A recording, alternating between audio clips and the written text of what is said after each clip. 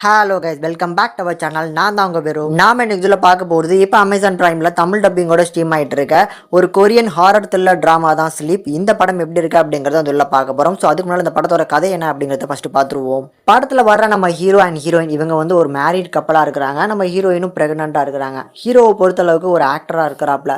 And நம்ம ஹீரோவுக்கு வந்து இந்த தூக்கத்தில் நடக்கிற அந்த வியாதி அப்படிங்கிறது இருக்குது. இது ஆரம்ப கட்டத்தில் முகத்தை சொரிய வந்து பார்த்தீங்கன்னா ரத்தம் வர வரைக்கும் சொரிய ஆரம்பிச்சுட்டு இருக்காரு.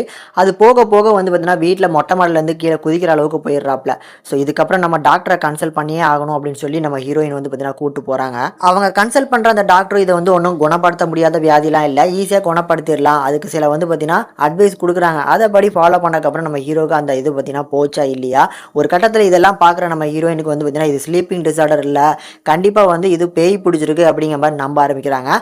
அதுக்கப்புறம் அந்த வீட்டுக்குள்ளே நடக்கிற அந்த சம்பவங்கள் என்ன அப்படிங்கிறத அந்த படத்தோட மீதி கதைனே சொல்லலாம். இந்த படம் இப்போ பார்க்கறதுக்கு எப்படி இருக்குன்னா டீசன்ட் வாட்சபிளான ஒரு நல்ல த்ரில் ட்ராமாவா கண்டிப்பா எடுத்திருக்காங்க. அதுல படத்தோட ஃபர்ஸ்ட் ஹாஃப் வரைக்கும் வந்து பாத்தீங்கன்னா ஓரளவுக்கு டீசெண்டா போனாலும் செகண்ட் ஹாஃப்ல வந்து நல்லாவே பிக்கப் ஆவாங்க. அண்ட் இந்த படத்தோட அந்த கிரிப்பிங்கான ஸ்கிரீன் பிளேவும் பின்னணி இசை, அதாவது அந்த பேக்ரவுண்ட் சவுண்ட்ஸ் எல்லாம் வந்து சூப்பரா கம்போஸ் பண்ணி கொடுத்துருக்கனால அந்த த்ரில் போர்ஷன்ஸ் எல்லாம் ஓரளவுக்கு நல்லாவே ஒர்க் அவுட் ஆயிருக்கு. நீங்க ஹெட்செட்லாம் போட்டு கேட்டீங்க அப்படின்னா ஓரளவுக்கு நல்ல ஒரு என்டர்டெய்னிங் இந்த படத்துல இருந்து கண்டிப்பா கிடைக்கும். அண்ட் ஆல்சோ படத்தோட தமிழ் டப்பிங் நீட்டா இருக்கனால ஒரு நல்ல எக்ஸ்பீரியன்ஸ் இந்த படத்துல இருந்து கண்டிப்பா கிடைக்கும். ஒரு 1.5 மணி நேரம் தான் படத்தோட டூரேஷன். அந்த 1.5 மணி நேரமே வந்து பாத்தீங்கன்னா பெரிய லெவலில் லேக் இல்லை.